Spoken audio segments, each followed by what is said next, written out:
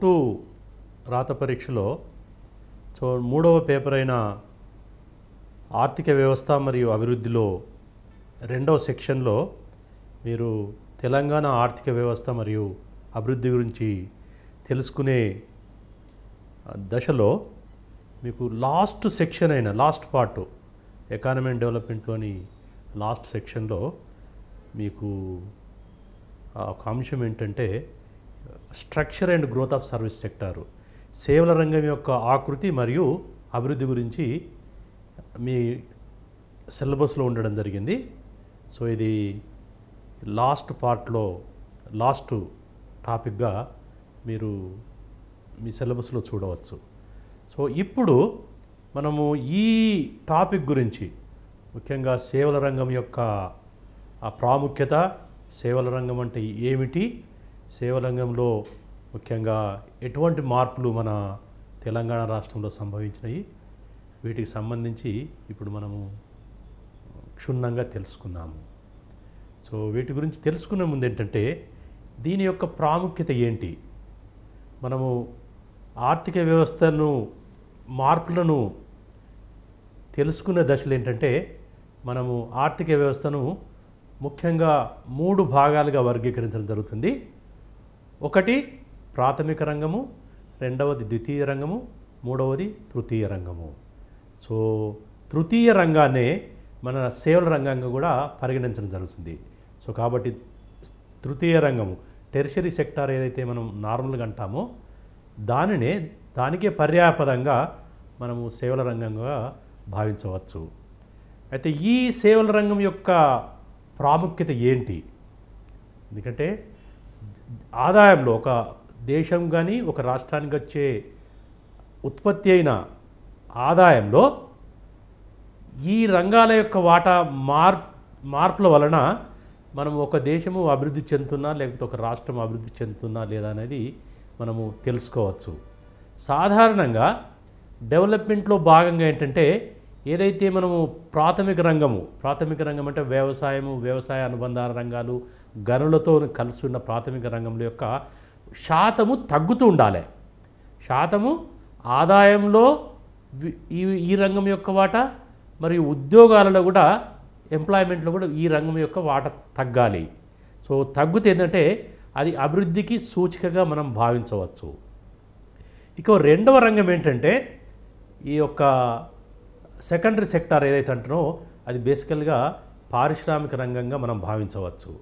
So కాబట్టి ఇది కూడా పెరుగుతుంటే ముఖ్యంగా ఏంటంటే మొదటి దశలో వ్యవసాయ రంగం యొక్క వాటా తగ్గుతూ పరిశ్రమల యొక్క వాటా పెరుగుతూ ఉంటుంది. నార్మల్గా ఇది ఈ నార్మల్ సిచ్యువేషన్లలో వీటి యొక్క వాటా పెరుగుతుంటుంది. కానీ ఒకవేళ ఈ రెండు వ్యవసాయం రంగం యొక్క వాటా మన యొక్క పరిశ్రమల యొక్క వాటా పెరుగుతున్నప్పుడు ఇక సేవల రంగం యొక్క వాటా ఏం జరుగుతుంది అంటే సేవల రంగం వాటా కనుక పెరుగుతుంటే అంటే వీటితో పాటు ఇది వ్యవసాయం యొక్క వాటా తగ్గి పరిశ్రమల యొక్క వాటా పెరిగి తర్వాత సేవల రంగం యొక్క వాటా పెరుగుతూ ఉంటే అదేంటంటే అది అభివృద్ధిగా సూచికగా మనం కనవచ్చు. సో కాబట్టి మొదటి దశలో అభివృద్ధి చెందిన దశలో యొక్క పారిశ్రామిక రంగం యొక్క వాటా పెరుగుతుంటుంది. బట్ ఇంకా అభివృద్ధి చెందిన దశలో అంటే మొదటి దశ నుంచి ఇంకా లాస్ట్ స్టేజ్కి వచ్చే వరకు ఏంటంటే ఈ యొక్క పరిశ్రమల వాటా కూడా తగ్గుముఖం పడుతుంది, సేవల రంగం యొక్క వాటా పెరుగుతూ ఉంటుంది. సో ఒకవేళ అటువంటి పరిస్థితి కూడా కలుగుతుంటే అటువంటి ఆర్థిక వ్యవస్థను మనము డెవలప్డ్ కంట్రీగా మనం భావించవచ్చు. సో కాబట్టి ప్రస్తుతం ఉన్న ఏవైతే డెవలప్డ్ కంట్రీస్ అనుకుంటామో అభివృద్ధి చెందిన దేశాలుగా మనం భావిస్తున్నామో అది అమెరికా కావచ్చు, బ్రిటన్ కావచ్చు, మరి ఏవైనా అవన్నిట్లో కూడా ఏంటంటే సేవల రంగం యొక్క వాటా చాలా ఎక్కువగా ఉన్నది. అంటే చాలా ఎక్కువ అంటే వ్యవసాయము పారిశ్రామిక రంగం నుంచి వచ్చిన రెండింటిని కలుపుకుంటే దానికంటే దీని ద్వారా ఎక్కువ వచ్చింది. దాదాపు 80-85% వరకు కూడా ఈ సేవల రంగం ద్వారా ఆదాయము ఈ డెవలప్డ్ కంట్రీస్కి వస్తున్నట్టు మనము గణాంకాలు చెప్తున్నాయి. సో కాబట్టి దీన్ని బట్టిందంటే సేవల రంగం యొక్క ప్రాముఖ్యత ఏమిటి అనేది మనకు దీన్ని బట్టి మనకు తెలుస్తుంది.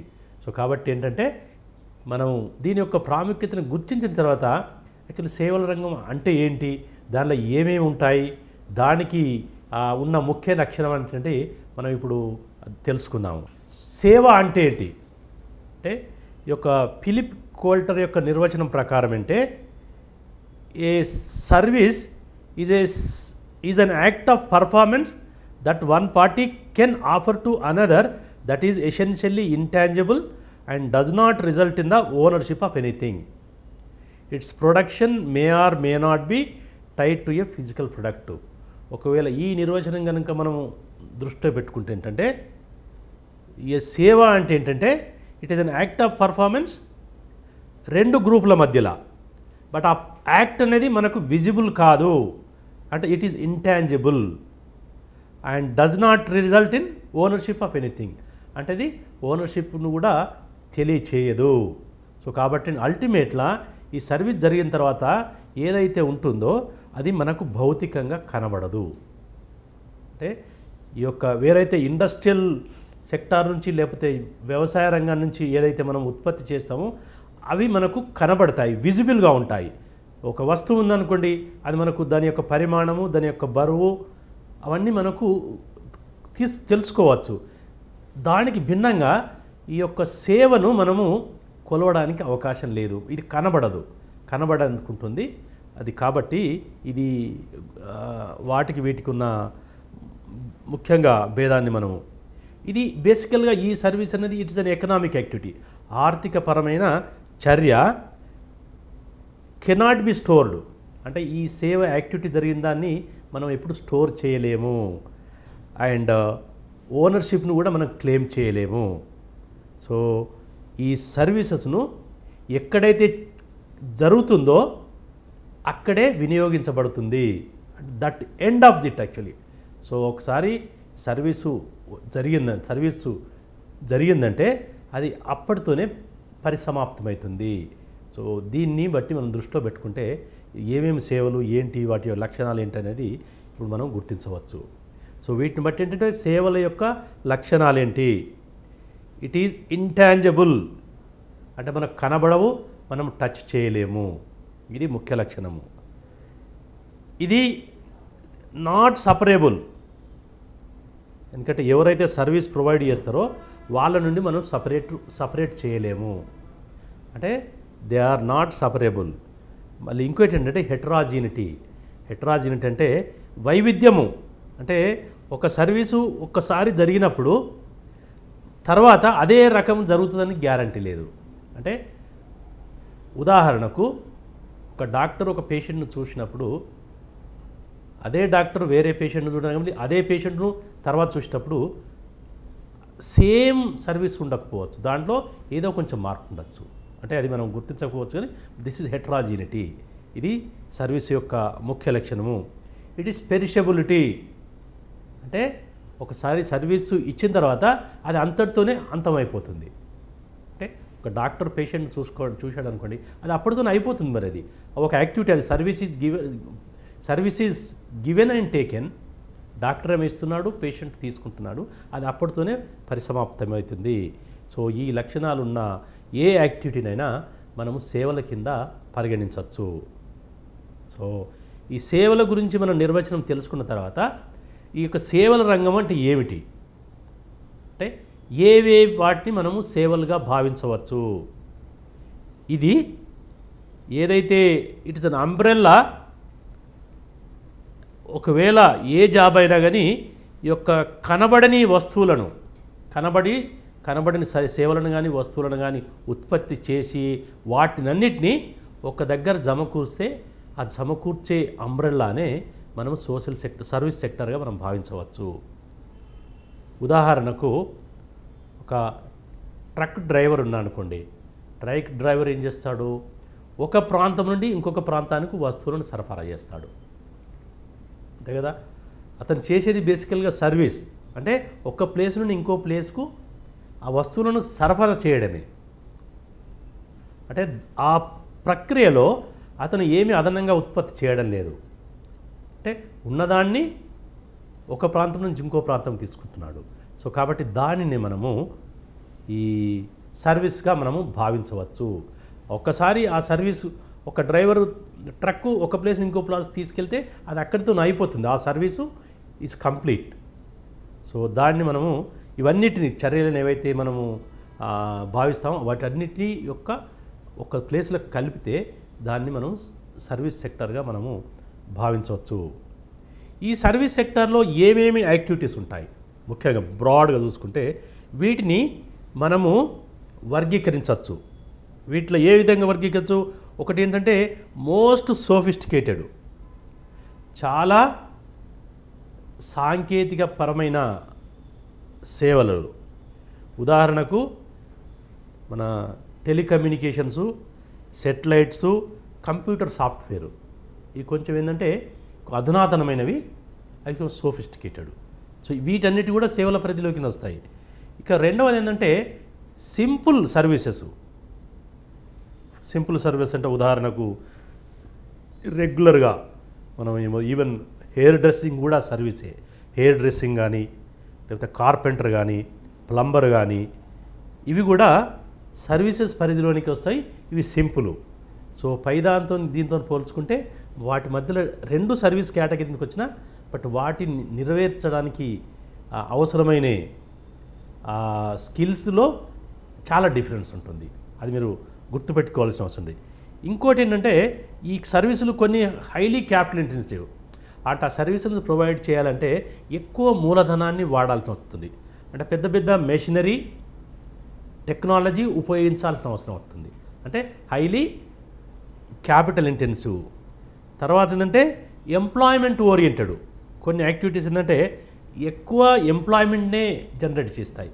ఉదాహరణకు టూరిజం ఉందనుకోండి, టూరిజంలో క్యాపిటల్ మూలధనం యొక్క ప్రాముఖ్యత తక్కువ, మనుషుల యొక్క సేవ అంటే వాళ్ళ మనుషులే ఎక్కువ, మ్యాన్ పవర్ యొక్క అవసరము ఎక్కువ ఉంటుంది. టూరిజం కానీ, రియల్ ఎస్టేట్ కానీ, తర్వాత హౌస్ కన్స్ట్రక్షన్, ఇటువంటి యాక్టివిటీస్లో ఏంటంటే ఎక్కువ వీటి ప్రమేయం ఎక్కువ ఉంటుంది హౌసింగ్ సర్వీసెస్లలో.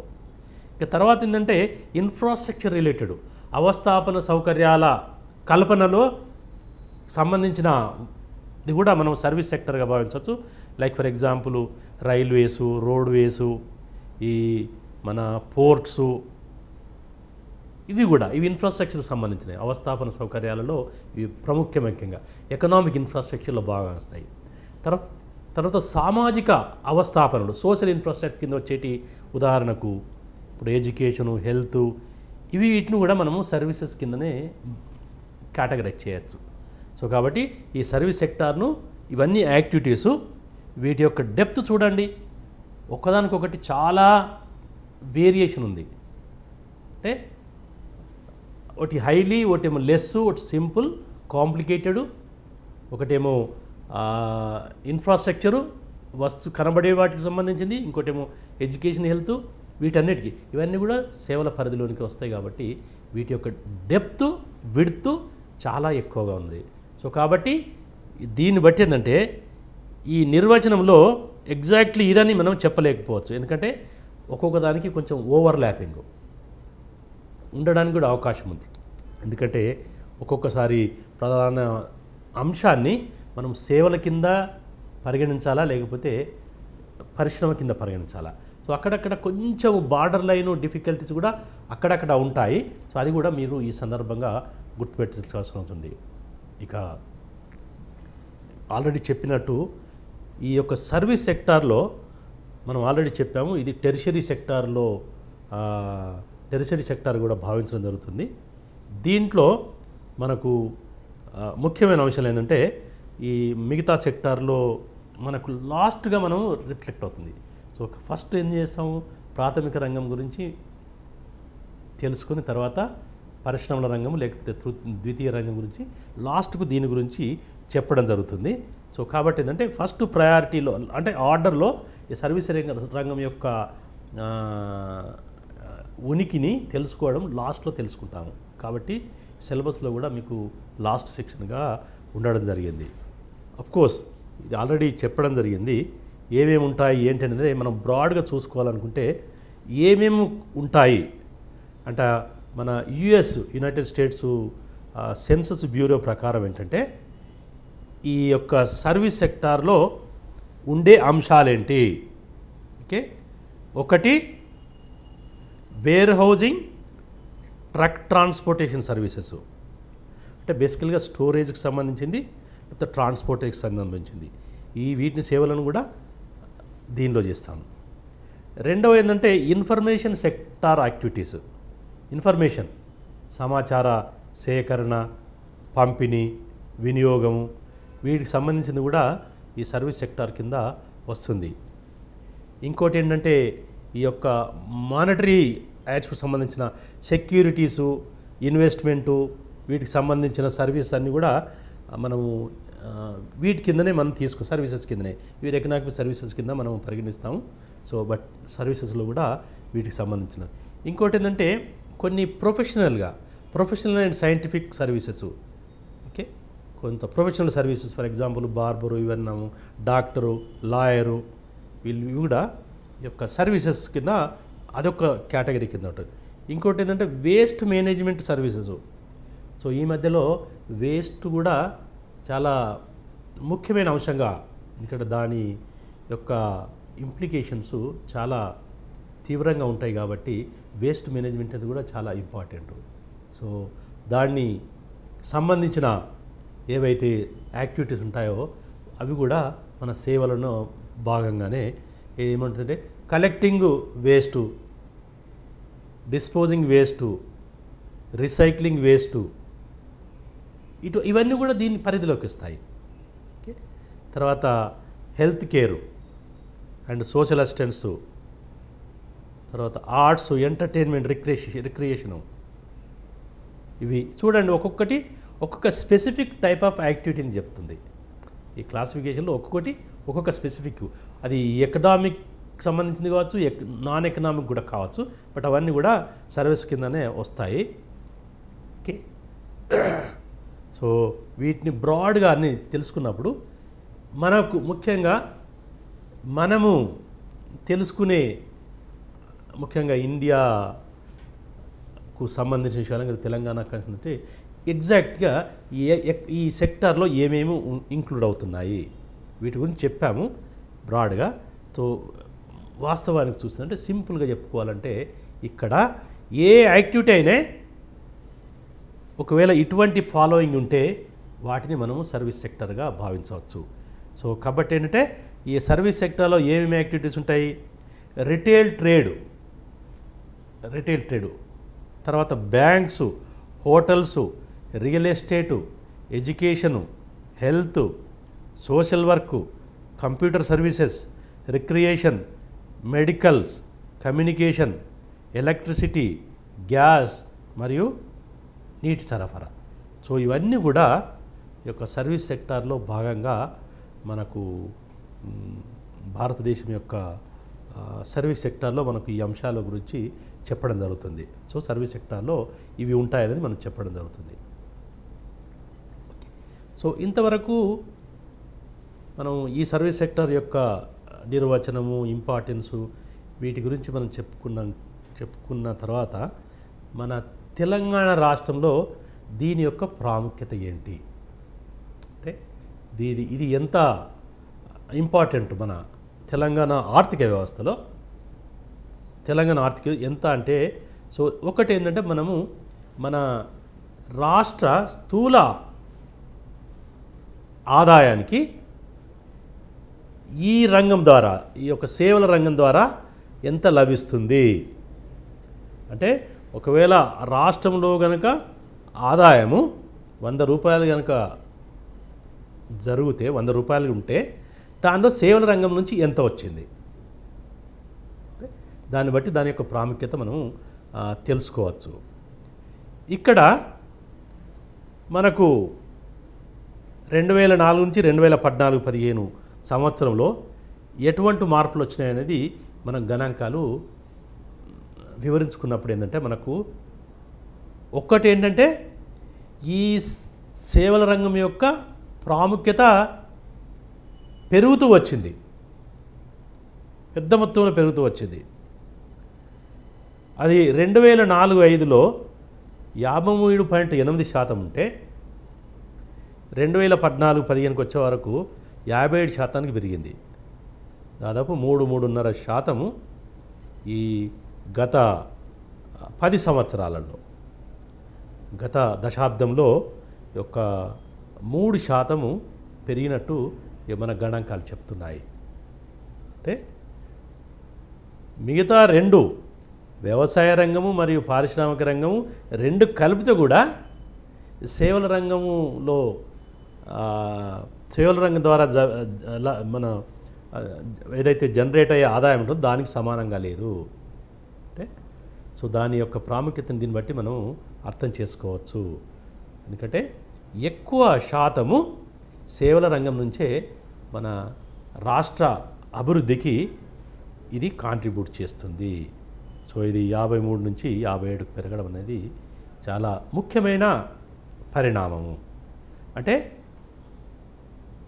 ఇంకొక అంశం ఏంటంటే ఇక్కడ మనం ప్రస్తావించాల్సిన అవసరం ఏంటంటే, సాధారణంగా ఆర్థిక వ్యవస్థ మార్పు చెందుతున్న దశలో మొదలు వ్యవసాయం రంగం నుంచి వాటి తాట తగ్గుతూ పరిశ్రమలపై పడతారు. అంటే ఆదాయం అనేది మొదట్లో వ్యవసాయం రంగంలో తగ్గుతూ పారిశ్రామిక రంగంలో పెరుగుతూ ఉంటుంది. అంటే ఒకవేళ మనం ఆర్థిక వ్యవస్థ పరిణామము గ్రాడ్యువల్గా సిస్టమేటిక్గా ప్రక్రియలో ఇది జరుగుతుంది. అయితే ఇక్కడ మనం గమనించాల్సిన అవసరం ఏంటంటే, మనకు పారిశ్రామిక రంగము వాటా అంత పెరగకముందే, అంటే వ్యవసాయ రంగం వాటా పారిశ్రామిక రంగం పెరగాలి, తర్వాత సేవల రంగం వాటా పెరగాలి. ఇక్కడ ఏం జరుగుతుందంటే, పరిశ్రమల రంగంలో పెద్ద మార్పులు కనబడకముందే సేవల రంగంలో పెద్ద మార్పులు జరుగుతున్నాయి. అంటే బైపాస్ చేస్తున్నారు. అంటే పారిశ్రామిక అభివృద్ధిని బైపాస్ చేస్తూ సేవల రంగము అభివృద్ధి చెందుతున్నది. సో ఇది ఒక ఫాస్ట్ గ్రోయింగ్, అంటే గ్రాడ్యువల్గా డెవలప్ అయినేమో ఆ పరిణామం అగ్రికల్చర్, ఇండస్ట్రీ టు సేవలు. బట్ ఇక్కడ డైరెక్ట్ అగ్రికల్చర్ నుంచి డైరెక్ట్ సేవల రంగంకి వస్తుంది. సో ఇది ఫాస్ట్ గ్రోయింగ్ సిచ్యువేషన్గా మనం భావించవచ్చు. అది తెలంగాణ రాష్ట్రంలో జరుగుతుందనేది మనం ఈ సందర్భంగా తీసుకోవచ్చు. ఇక ఉద్యోగ అవకాశాలకు వస్తే దాని గురించి మనం త్వరలో చెప్పుకుంటాము. సో ఉద్యోగ అవకాశాలు సేవల రంగంలో 50% ఉన్నప్పుడు కూడా ఈ ఉద్యోగాలలో ఈ రంగంలో మన ఉపాధి అవకాశాలు అంత మేరలేవు. దాదాపు 25% వరకే ఈ రంగంలో ఉపాధి అవకాశాలు ఉన్నాయి. అంటే సేవల రంగంలో మన ఉద్యోగాల యొక్క వాటా ఆదాయం వాటా కంటే చాలా తక్కువగా ఉన్నది. మీరు చూడండి, వ్యవసాయ రంగంలో ఆదాయంలో వాటా తక్కువగా ఉంది, ఉద్యోగంలో వాటా ఎక్కువగా ఉన్నది. ఇక్కడ దేనికి భిన్నంగా ఆదాయంలో వాటా ఎక్కువగా ఉన్నది, ఉద్యోగంలో వాటా తక్కువగా ఉన్నది. సో ఇది కూడా మనము గమనించాల్సిన అవసరం ఉన్నది. ఒకవేళ మీకు గనక ప్రశ్న వచ్చి ఉద్యోగంలో వాటా ఆదాయంలో వాటా కంటే ఎక్కువగా ఉందా తక్కువగా ఉందా, అది మీరు ఈ గణాంకాలను దృష్టిలో పెట్టుకుంటే మనకు ఖచ్చితంగా తెలిసిందంటే ఇది ఎందుకు జరుగుతుంది. అంటే ఇది కూడా ఇప్పుడు ఉద్యోగాల యొక్క వాటా తక్కువ ఉండడానికి, ఆదాయం యొక్క వాటా ఎక్కువ ఉండడానికి ఏంటంటే, మిగతా రంగాలతో పోల్చుకుంటే, ముఖ్యంగా వ్యవసాయ రంగంతో పోల్చుకుంటే ఈ రంగంలో అవసరమైన స్కిల్స్ అనేది ఎక్కువ ఉండాలి. స్కిల్స్ అంటే దీంట్లో ట్రైనింగ్ అండ్ స్కిల్డ్ పర్సన్ యొక్క ప్రాముఖ్యత ఎక్కువ ఉంటుంది. ముఖ్యంగా దీనిలో మన అంశాలు ఒక్కొక్క సేవల రంగంలో ఒక్కొక్క రంగాన్ని పరిశీలించినప్పుడు దాదాపు అన్ని అంశాలలో కూడా మనకు స్కిల్డ్ మ్యాన్ పవర్ అవసరం వస్తుంది. అంటే మన వ్యవసాయ రంగంలో స్కిల్స్తో నిమిత్తం లేకుండా మనము ఉత్పత్తి సాధించవచ్చు. ఇక్కడ స్కిల్స్ ఉంటే తప్ప, స్కిల్స్ అండ్ ట్రైనింగ్ ఉంటే వాటిని ఉపయోగించుకొని ఆదాయాన్ని పెంచుకోవచ్చు. సో కాబట్టి ఏంటంటే స్కిల్డ్ మ్యాన్ పవర్ ఉన్నప్పుడు ఏంటంటే మనకు సంఖ్యాపరంగా కొంచెం తక్కువ ఉండడానికి అవకాశం ఎక్కువ ఉంటుంది. ఎందుకంటే ఎక్కువ మందిని ఎంప్లాయ్ చేయాల్సిన అవసరం లేదు. అంటే సో కాబట్టి మీరు వ్యవసాయంతో సేవల రంగంతో పోల్చుకుంటే మీకు వస్తుంది. సో ఇండస్ట్రీస్లో ఏం జరుగుతుందో, ఇండస్ట్రీస్లో ముఖ్యంగా పెద్ద పెద్ద ఇండస్ట్రీస్లో మనకి ఎక్కువ మూలధనం ఉంటుంది, తక్కువ శ్రామికులు ఉంటారు. అక్కడ కూడా శ్రామికుల యొక్క సంఖ్య తక్కువ ఉండడానికి అవకాశం ఉన్నది, బట్ మూలధనం ఎక్కువ ఉంటుంది. ఇక్కడ సర్వీస్ సెక్టార్లో సాధారణంగా మూలధనము అవసరాలు తక్కువ, కొన్ని ప్రత్యేకమైన సేవలకు తప్పితే చాలా వరకు మూలధనం యొక్క ప్రాముఖ్యత తక్కువ ఉంటుంది. సో మనుషుల యొక్క మ్యాన్ పవర్ యొక్క ప్రాముఖ్యత ఎక్కువ ఉంటుంది, బట్ అది స్కిల్డ్ మ్యాన్ పవర్ ఉండాలి. సో కాబట్టి ఇది ఉండడానికి మనం ఈ విధంగా భావించవచ్చు. ఇక మన తెలంగాణ రాష్ట్రంలో వివిధ జిల్లాలలో ఈ యొక్క సేవల రంగం యొక్క ప్రాముఖ్యత ఎలా ఉన్నది అంటే, సేవల రంగంలో ఉత్పత్తి అయిన మొత్తము ఒక్కొక్క జిల్లాలో ఉత్పత్తి అయిన డొమెస్టిక్ జిఎస్డిపిలో ఎంత ఈ సేవల రంగం ద్వారా వస్తుంది అంటే, ఈ వాటాలను చూసుకున్నప్పుడు, ఈ వాటాలలో భేదాలను చూసుకున్నప్పుడు అంటే మనము ఏ జిల్లా డెవలప్ అయిందనేది కూడా మనం దీని ద్వారా మనము తెలుసుకోవచ్చు. మీరు చూడండి, ఇప్పుడు జిల్లాలో తీసుకున్నట్టు మనకు మొట్టమొదటిగా సేవల రంగం ద్వారా వచ్చే ఆదాయం యొక్క శాతము మనకు అనుకున్నట్టే హైదరాబాద్ నుండి లభిస్తుంది. హైదరాబాద్లో దాదాపు 82% సేవల రంగం ద్వారానే హైదరాబాదులో జనరేట్ అయిన ఆదాయంలో ఇంత లభిస్తుంది. అంటే ఒకవేళ హైదరాబాదు జిల్లాలో కనుక 100 రూపాయలు విలువైంది ఉత్పత్తి జరిగితే దానిలో 82 రూపాయల వరకు ఈ సేవల రంగం ద్వారానే లభిస్తుంది. అంటే దీనిలో మన వ్యవసాయ రంగం యొక్క వాటా నార్మల్గా ఇది హైదరాబాదు అర్బన్ ఏరియానే కాబట్టి వ్యవసాయం యొక్క ప్రాముఖ్యత ఉండదు, బట్ పరిశ్రమల యొక్క ప్రాముఖ్యత కూడా తక్కువ ఉన్నట్టు చెప్తుంది. అంటే 82% జరుగుతుందంటే ఓన్లీ 18% మిగతా రంగాల్లో, మిగతా రంగం అంటే మనకు ఇక్కడ పారిశ్రామిక రంగం అని భావించవచ్చు. సో అది కూడా తక్కువగా ఉన్నది. సో కాబట్టి హైదరాబాద్కు అందుకే హైదరాబాదును మనం డెవలప్డ్ జిల్లాగా పరిగణించడానికి ముఖ్య కారణం ఏంటంటే దీని యొక్క సేవల రంగం యొక్క వాటా గరిష్టంగా ఉన్నది. గరిష్టంగా అంటే డెవలప్డ్ కంట్రీస్లో ఉన్నంత కూడా ఉన్నది. డెవలప్డ్ కంట్రీస్లో కూడా 88% ఉన్నట్టు అనుకున్నప్పుడు ఇది కూడా అలాగే ఉన్నది. ఇక తర్వాత మనకు రంగారెడ్డి అనుకున్నట్టే, రంగారెడ్డి కూడా హైదరాబాద్ చుట్టుపక్కల ఉంది. అది కూడా కొన్ని ప్రత్యేకమైన సేవలు ఈ రంగారెడ్డి జిల్లాలో ఏర్పడడం జరిగింది. ముఖ్యంగా ఐటీ, ఫార్మస్యూటికల్ వాటికి కొన్నిటికి సంబంధించిన సేవలకు సంబంధించిన వరకు ఈ హైదరాబాద్ చుట్టుపక్కల అంటే రంగారెడ్డి వస్తుంది. హైదరాబాద్ చుట్టుపక్కల మనం మొదట గోచరించేది రంగారెడ్డి. సో తర్వాత రంగారెడ్డి జిల్లాలో దాదాపు 56% రంగారెడ్డి జిల్లాలో 56% ఆదాయము సేవల రంగం ద్వారా లభిస్తుంది. తర్వాత మనకు ఈ వరంగల్ 50% కంటే వరంగల్, నిజామాబాదు మనము వీటి తర్వాత వస్తుంది. అంటే ఈ 4 జిల్లాల్లో హైదరాబాదు, రంగారెడ్డి, తర్వాత వరంగల్,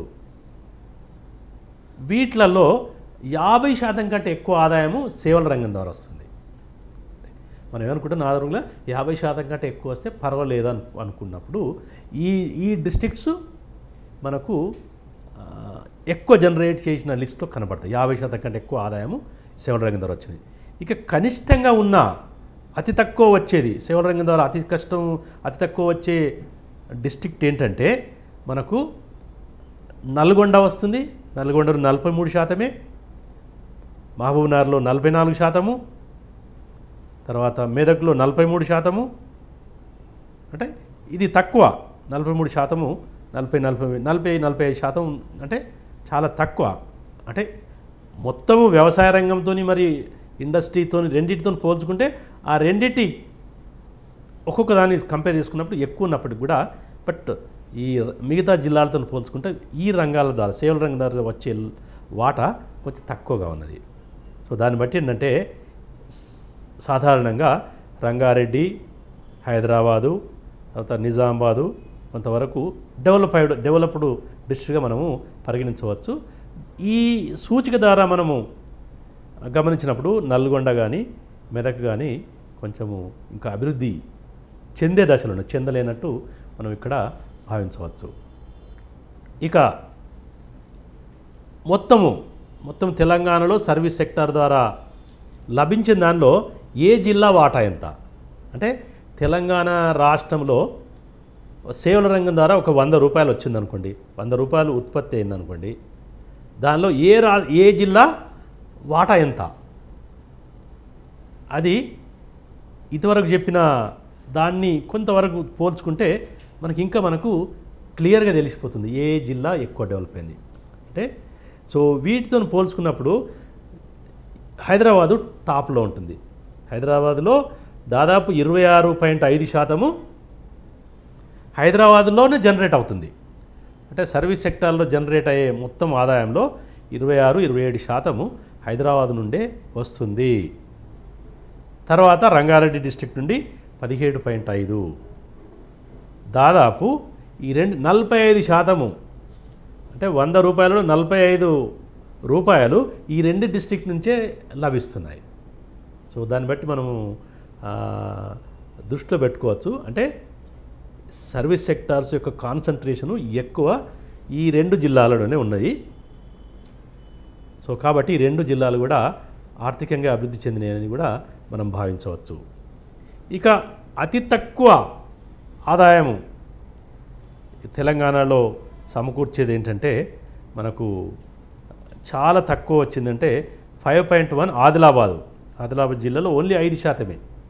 అంటే ఆదిలాబాద్ జిల్లా మనము జాగ్రఫికల్గా చూసుకున్న మిగతా వాటితో చూసుకుంటే ఎక్కువ షేర్ ఉన్నప్పటికీ బట్ ఈ సర్వీస్ సెక్టార్లో షేర్కి వచ్చే వరకు ఓన్లీ 5%.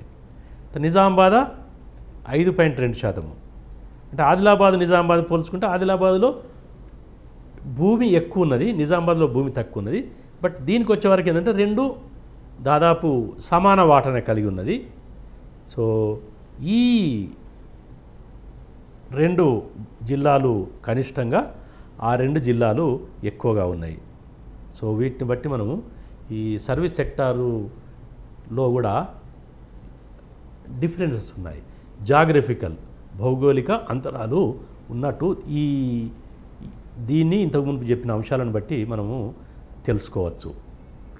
సో ఇంతవరకు ఏంటంటే మనము మొత్తము సర్వీస్ సెక్టారు మొత్తాన్ని కలిపి చూడడం జరిగింది.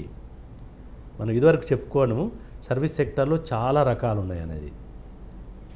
దానిలో మన భారతదేశంలో సర్వీస్ సెక్టార్లో కాంపోనెంట్స్ను ఒక 5-6 కేటగిరీగా వర్గీకరించడం జరిగింది. సో కాబట్టి ఏంటంటే తెలంగాణ రాష్ట్రంలో ఈ యొక్క సబ్ సెక్టార్లో పెరుగుదల ఎలా ఉన్నది అంటే, ఎందుకంటే సర్వీస్ సెక్టార్ మొత్తం పెరిగితే దానికి కారణము అన్ని సబ్ సెక్టార్ కాకపోవచ్చు. కొన్ని ఎక్కువ పెరిగినప్పుడు సర్వీస్ సెక్టార్ పెరుగుదల ఎక్కువ ఉండొచ్చు, కొన్ని పెరిగినా పెద్ద ప్రభావం ఉండకపోవచ్చు. సో కాబట్టి ఏంటంటే ఆ సాపేక్షంగా ఏ ఉపరంగం నుంచి ఎంత వస్తుంది, ఏ ఉపరంగము ఎంత పెరిగింది, సో వాటిని మనము తెలుసుకోవాల్సిన అవసరం ఉంది. సో మన స్ట్రక్చరు, ఏ సేవల రంగం యొక్క స్ట్రక్చర్ను తెలుసుకోవాలనుకున్నప్పుడు, గ్రోత్ను స్ట్రక్చర్ తెలుసుకోవాలంటే ఈ వీటిలలో సేవల రంగంలో ఏమేమి ముఖ్యంగా ఉంటాయి, సో వాటిని తెలుసుకోవాలనుకున్నప్పుడు మనకి ఏంటంటే ఈ వీటిలో పెరుగుదల ఎలా ఉన్నది. సో సబ్ సెక్టార్ ముఖ్యంగా ఏంటంటే మనము 6 కేటగిరీస్ కింద భాగించడం జరిగింది. ఫస్ట్ ఏంటంటే కామర్సు, హోటల్స్ అండ్ రిపేర్స్. ఈ హోటల్స్, రిపేర్సు, మన రెస్టారెంట్స్ వీటికి సంబంధించి ఒక కేటగిరీ. రెండవ కేటగిరీ ఏంటంటే transport, storage, information and railways. అంటే ట్రాన్స్పోర్టేషన్ ఇన్ఫర్మేషన్కి సంబంధించిన కేటగిరీ, ఇదొకటి. మూడవ ఏంటంటే ఆర్థిక సేవలు. సో ఆర్థిక సేవలు అంటే మనకు ఇన్సూరెన్సు, బ్యాంకింగు, ఇవన్నీ దీని కింద వస్తాయి, ఆర్థిక సేవల కింద. సో నాలుగవది ఏంటంటే రియల్ ఎస్టేటు, హౌజింగు, ప్రొఫెషనల్ సర్వీసెస్, ఇది నాలుగవ కేటగిరీ కింద వస్తుంది.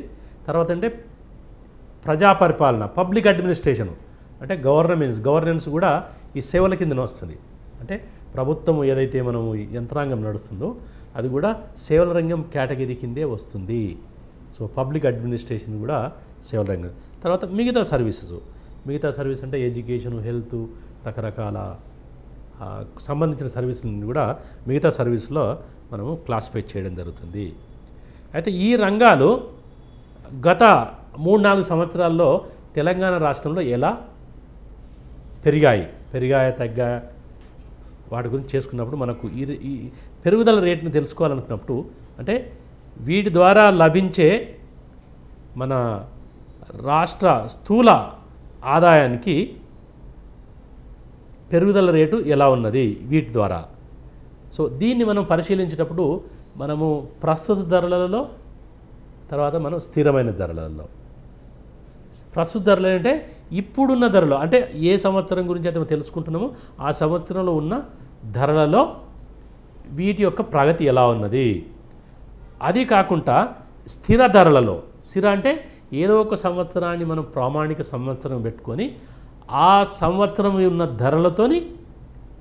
ధరలలో మనము పురోగతి ఎలా ఉన్నది అనేది.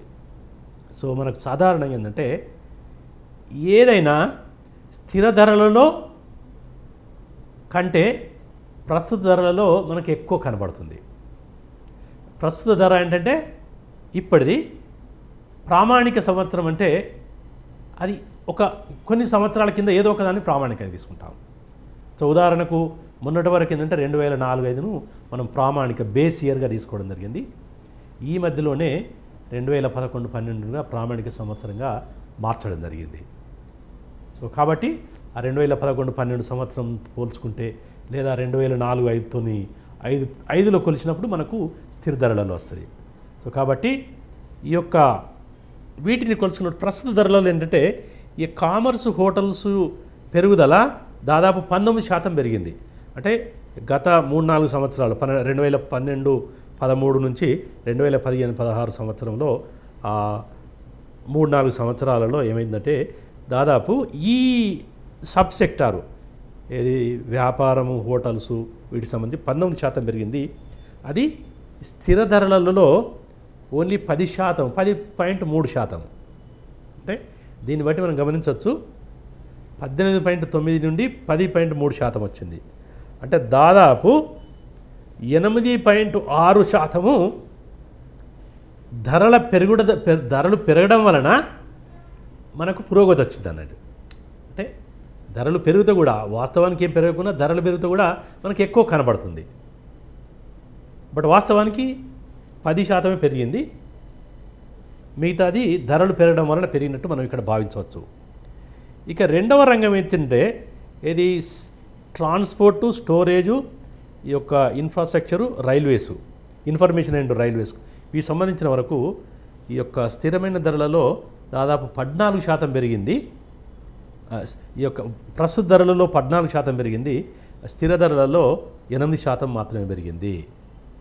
అంటే ఇక్కడ కూడా మనం భావించవచ్చు ఈ యొక్క గ్రోత్ రేటు మొదటి దానికంటే ఇది కొంచెం తక్కువ ఉంది.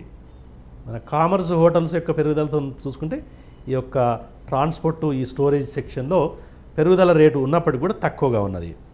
ఇక ఆర్థికపరమైన సేవలలో బ్యాంకింగ్, ఇన్సూరెన్సు, వీటికి సంబంధించినలో యొక్క ప్రస్తుత ధరలలో 9.6 ఉంటే ఈ యొక్క స్థిర ధరలలో 8% ఉన్నది. అంటే ఇది మిగతా వాటికన్నా తక్కువ ఉన్నది. ఇక రియల్ ఎస్టేటు, హౌజింగు, ప్రొఫెషనల్ సర్వీసెస్ సంబంధించినప్పుడు ఇది ప్రస్తుత ధరలలో 18.6 ఉంటే స్థిర ధరలలో 11.5% ఉన్నది. ఇక ప్రజా పరిపాలన, పబ్లిక్ అడ్మినిస్ట్రేషన్ సంబంధించిన వరకు దాదాపు 20% పెరిగింది.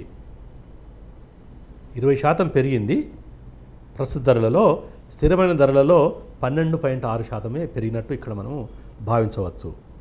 సో మిగతా ఏవైతే మనం ఇంతవరకు చెప్పని వేట్లలో మనం కౌంట్ చేయలేని మిగతా వాటిని ఒక దగ్గర తెలుసుకుంటే అది 17% పెరిగింది.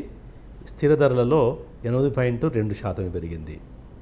సో మీరు ఇక్కడ చూసుకుంటే ఏంటంటే ఈ అదర్ సర్వీసెస్లలో స్థిర ధరలలో 8.2 ఉన్నది, ప్రస్తుత ధరలో 17.2, అంటే సగం ఉంది, సగానికంటే తక్కువే. అంటే ధరల ప్రభావము ఈ సర్వీసెస్పై ఏ విధంగా మనం ఇక్కడ భావించవచ్చు. అంటే కొన్ని సర్వీసెస్ వాస్తవానికి ధరలు పెరగడం వలనే ఎక్కువ మొత్తంలో పెరిగాయి.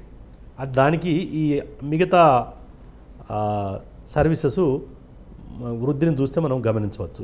ఇక మొత్తము సోషల్ సర్వీసెస్ అన్నీ కలుపుకుంటే మొత్తము 17% ప్రస్తుత ధరలలో దాదాపు 10% ఏంటంటే ఈ స్థిర ధరలలో పెరిగినట్టు ఇక్కడ మనము భావించవచ్చు.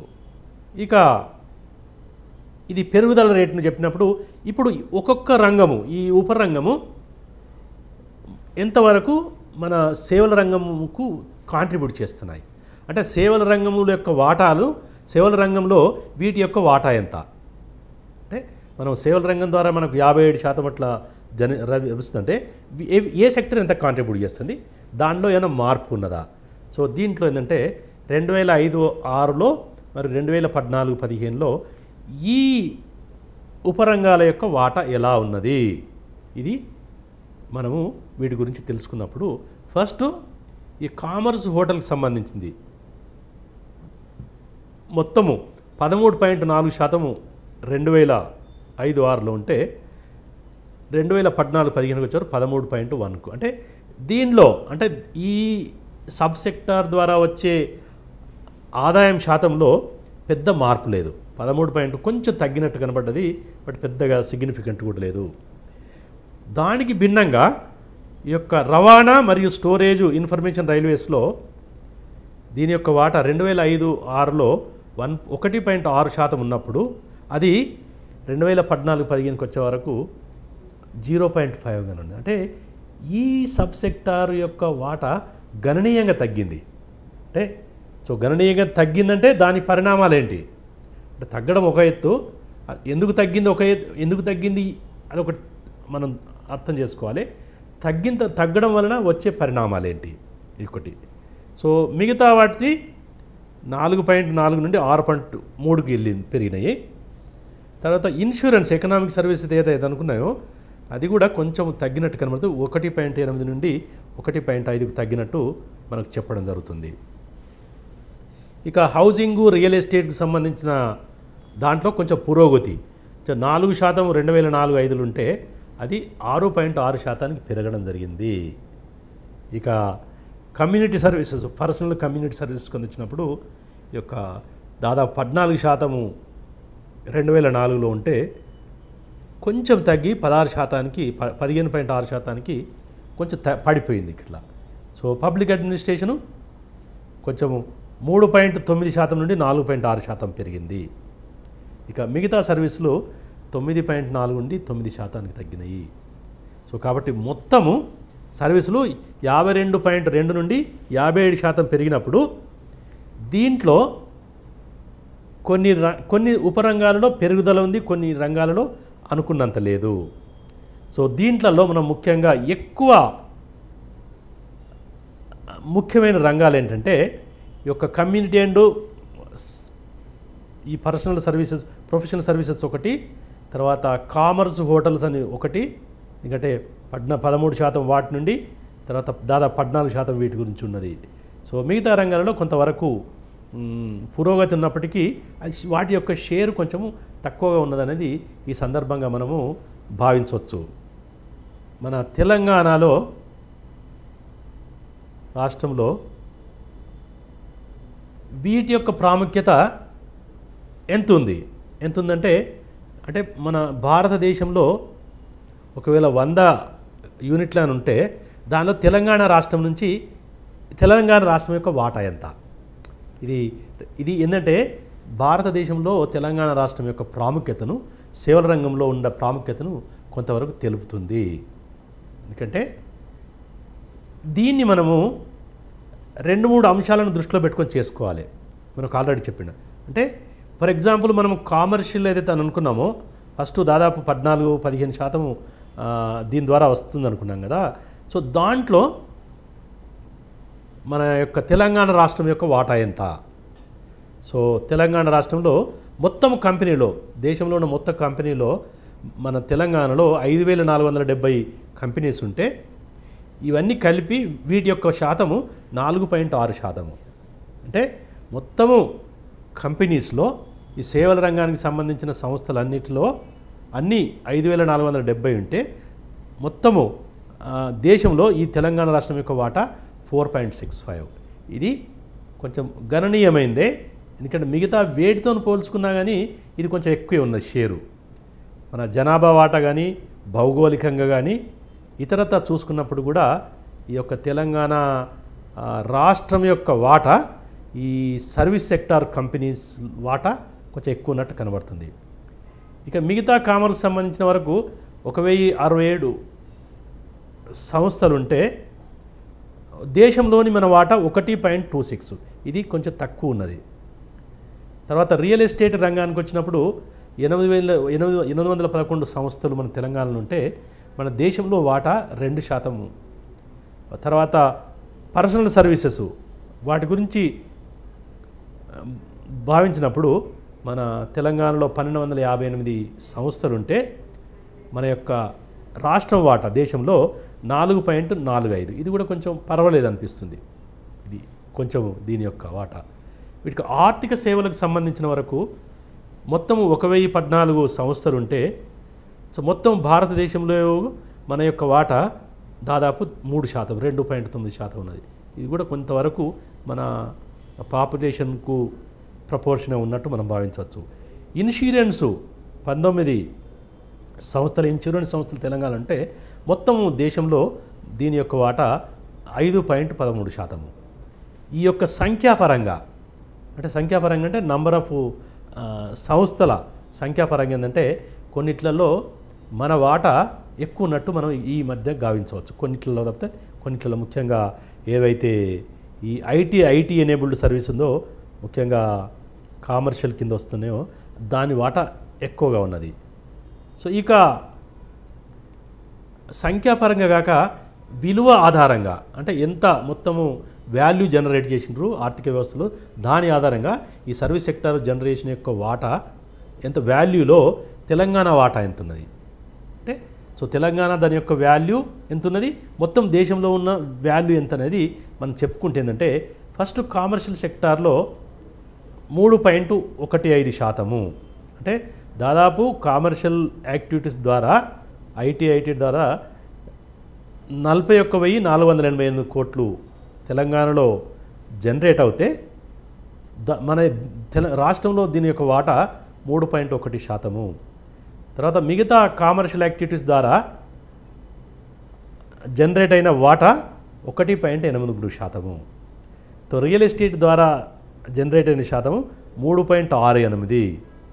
తో తర్వాత ఈ ప్రొఫెషనల్ సర్వీసెస్ పర్సనల్ సర్వీసెస్ ద్వారా జనరేట్ అయింది 7.48. దీంట్లో మన దాంట్లో విలువ ఆధారంగా మన వాటా చాలా ఎక్కువగా ఉన్నది, ఎందుకంటే 7.48 అనేది చాలా ఎక్కువ. ఇక ఆర్థిక సేవల దృష్ట్యా సో మన తెలంగాణ రాష్ట్రం యొక్క వాటా చాలా తక్కువ ఉంది, అంటే 0.5 చాలా తక్కువగా ఉంది. ఇది కూడా గమనించాల్సిన విషయమే. ఇక ట్రాన్స్పోర్ట్ స్టోరేజ్కి వచ్చేటప్పుడు కూడా మొత్తం దేశంలో మన రాష్ట్రంలో 6,540 సంస్థలు ఉంటే 6,540 కోట్ల విలువ యొక్క ఆదాయం జనరేట్ అయితే మొత్తం దేశంలోని ఆదాయంలో మన వాటా 1.86. ఇన్సూరెన్స్ వాటా 2.74. సో కాబట్టి ఇవన్నీ మనం దృష్టిలో పెట్టుకున్నప్పుడు ఏంటంటే ఈ కొన్నిట్లలో ఈ సబ్ సెక్టర్ ఉపరంగాలలో చూసుకుంటే కొన్నిట్లలో మనము చాలా ముందున్నాము, కొన్నిట్లలో వెనుకున్నాము. సో ముఖ్యంగా తెలంగాణ రాష్ట్రము అభివృద్ధి జరగాలంటే వేట్లలో మనకు అవకాశాలు ఎక్కువ ఉన్నాయి. అంటే తెలంగాణ రాష్ట్రము అభివృద్ధి చెందాలంటే, ఆర్థికంగా అభివృద్ధి చెందాలంటే, సేవ రంగంలో అభివృద్ధి చెందాలంటే, మన భారతదేశంలో ఒక గుర్తింపు రావాలంటే, అంతర్జాతీయ గుర్తింపు రావాలంటే సేవల రంగం ద్వారా వేటిపై శ్రద్ధ పెట్టాలి, ఏ రంగంలో చాలా ముఖ్యమైనవి. ఎందుకంటే మన రాష్ట్రంలో అభివృద్ధి అంటే ఆదాయం జనరేట్ చేయాలి, తర్వాత ఉపాధి అవకాశాలు జరపాలి. ఈ రెండిటి పరంగా ఏ రంగాలపై దృష్టి పెట్టాలనేది తెలుసుకుంటే ఒక 2-3 ముఖ్యమైనవి గమనిస్తుంది. సో వాటి గురించి ముఖ్యంగా ఒకటి ఏంటంటే పర్యాటక రంగం అనేది చాలా ఒకటి ప్రాముఖ్యత వహించింది. రెండవది ఏంటంటే ఈ యొక్క ఇన్ఫర్మేషన్ టెక్నాలజీ ఐటీఎన్స్, సో సాంకేతిక, ఈ రెండు కొంచెము ఎక్కువ అవకాశాలు ఉన్నాయి. సో వాటి ద్వారా ఎక్కువ డెవలప్ కావడానికి ఆస్కారం ఉంది. సో కాబట్టి ఏంటంటే మిగతా వాటితోని పోల్చుకుంటా కొంతవరకు సాపేక్షంగా వీటిపై కొంచెం మనం శ్రద్ధ పెట్టాల్సిన అవసరం ఉంది. సో కాబట్టి వీటి గురించి మనం ఇంకా కొంచెం క్షుణ్ణంగా తెలుసుకోవాల్సిన అవసరం ఎంతైనా ఉన్నది.